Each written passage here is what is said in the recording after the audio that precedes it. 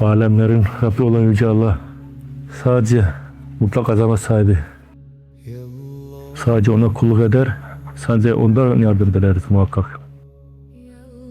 Ve sadece ondan yardım diler. Ondan geldik, ona da döneceğiz. Bunların hepsini ayrı ayrı düşündüğünüzde kafanız çok karışır.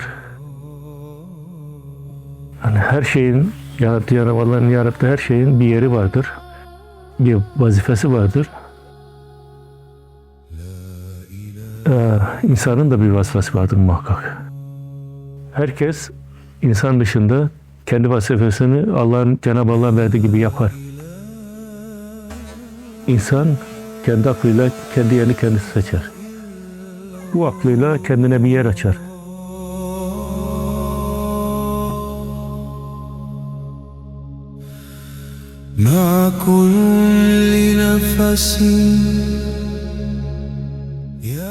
İsterse melekuta dahil olur, yani aklını doğru kullanırsa, yoksa kaybolur gider arada. Ya Hayyu Ya Kayyum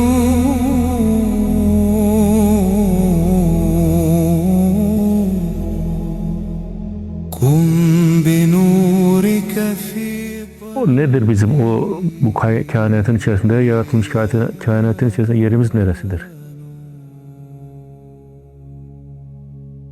Eğer büyük bir manevi yörüngeye dahil olursak, o çekim alanına dahil olursak, biz orada muhafaza altında oluruz.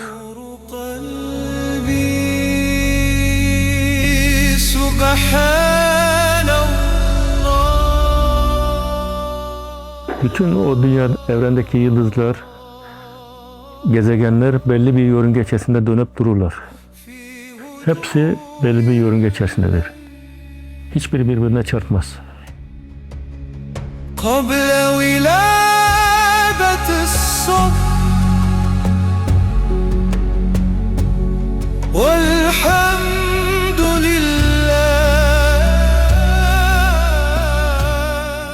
Hepsi milimetrik bir hesapla yapılmıştır. O da Cenab-ı Allah'ın kudreti dahilindedir.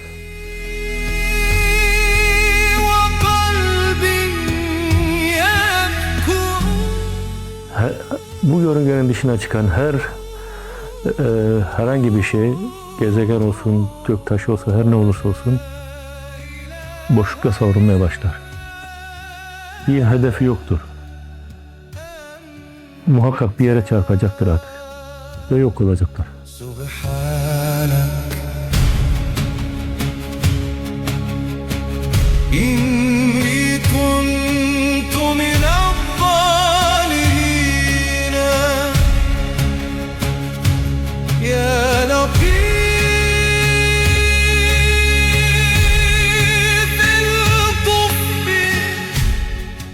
Ama o yörüngenin içerisinde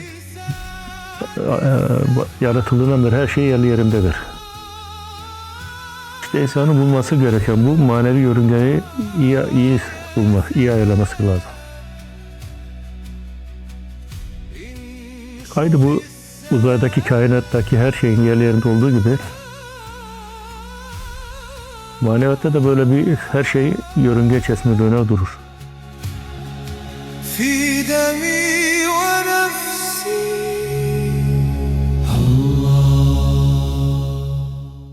Her şeyin merkezinde muhakkak Cenab-ı Allah vardır.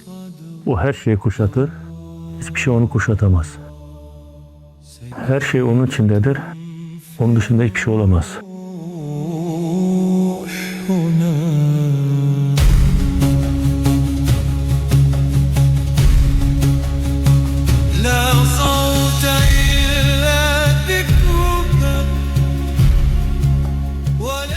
Bunu anlayamayan insanlar kendi kafalarına göre Cenab-ı Allah'a belli kalıplar içerisine koymaya çalışırlar.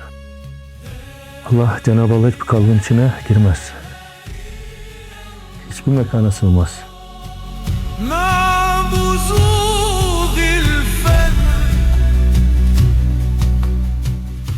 Hiçbir yerde değildir.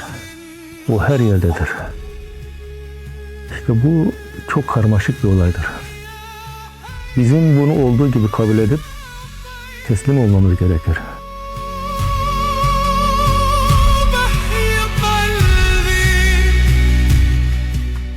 Çünkü karşımızda sonsuz bir güç vardır. Sonsuz irade vardır. Zaten biz de ondan aldığımızla bu hayatımızı sürdürürüz. Ki o bir nokta değildir.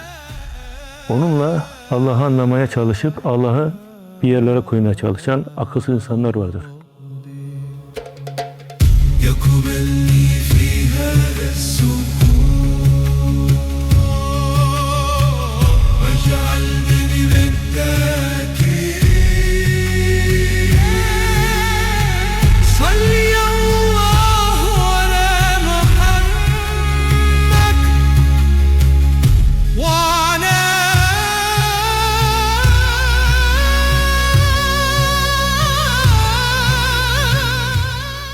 Dünyada yaşayan bir karıncanın, bu dünyada yaşayan bir karıncanın güneşten ne haberi olacak?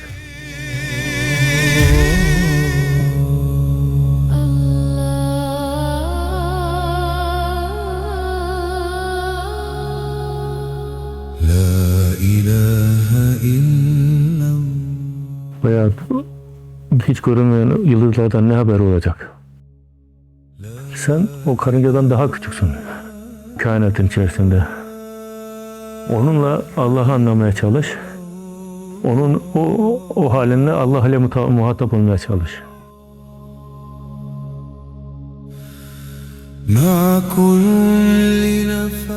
Bu bizim tarafımızdan baktığında en basit haliyle komiktir yani. Bizim taraftan yani manevi tarafına baktığında bu çok komik bir meseledir.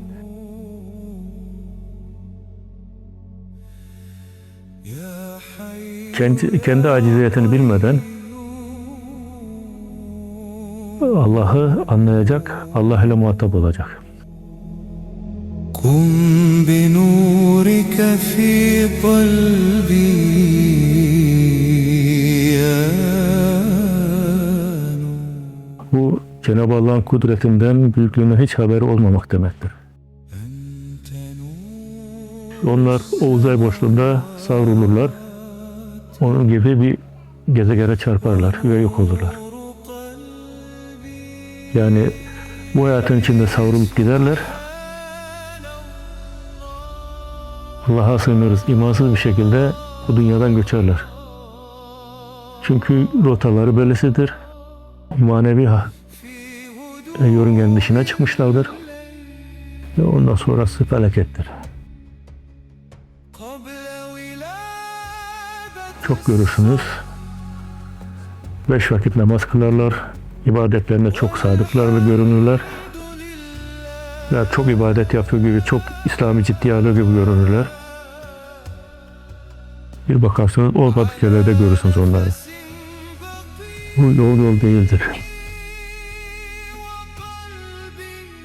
Her şeyin merkezi olan Cenab-ı Allah'a tabi olacaksan önce Peygamber'e tabi olacaksın. Peygamber Efendimiz Aleyhisselatü Vesselam'a.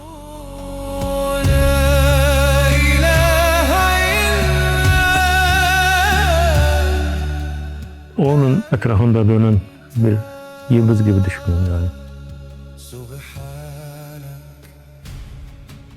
Onun etrafında sahabe efendilerimiz vardır.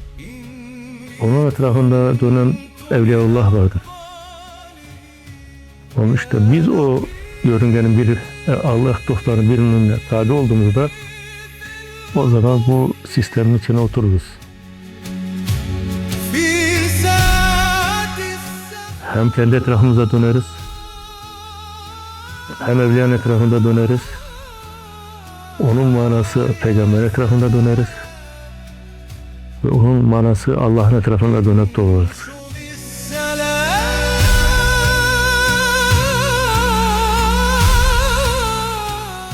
Hep Cenab-ı Allah'ın çekim alanında istemektir. Hiçbir yere çarpmazsın, yoldan çıkmazsın, hep oradasındır. Dünyadan göçerken de muhakkak tabi olduğun yerle berabersindir. Onun için bu dünyadaki muhabbet ve dostluklar Allah için muhabbet olan dostluklar bu dünyada bitmez, ahirette de devam eder. Sadece mekanlar değişir. Biz hala aynı yörüngede Cenab-ı Allah'a doğru gideriz.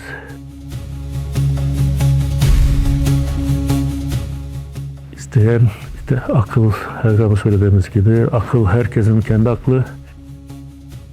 Onunla yolunuzu bulacaksınız. O da bir yere kadardır.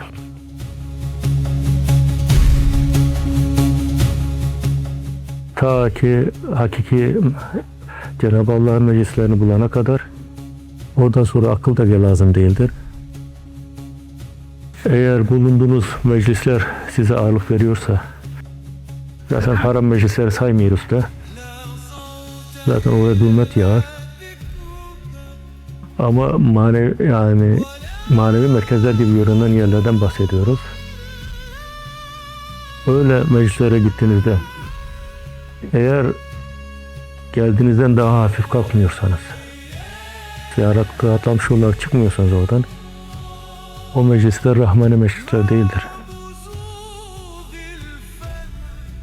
İsterlerse gece gündüz Kur'an okusunlar, isterlerse gece gündüz kıyam yapsınlar. Bu sadece illüzyondur yani. Manevi merkeze bağlı değildir, savruluyordur insanlar. Tehlike vardır orada. Bunlardan uzaklaşın.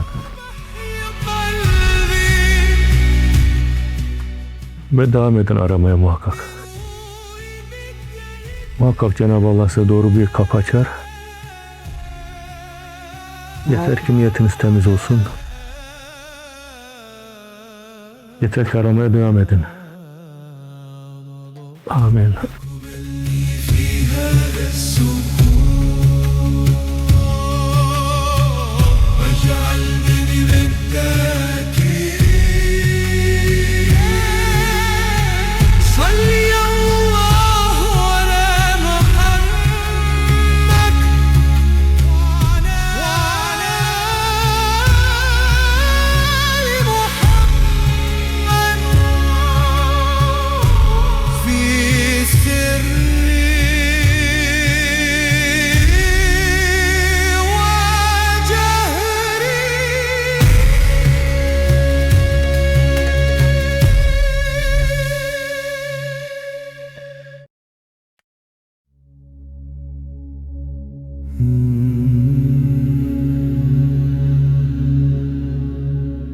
Ya Allah, Ya Allah, Allah.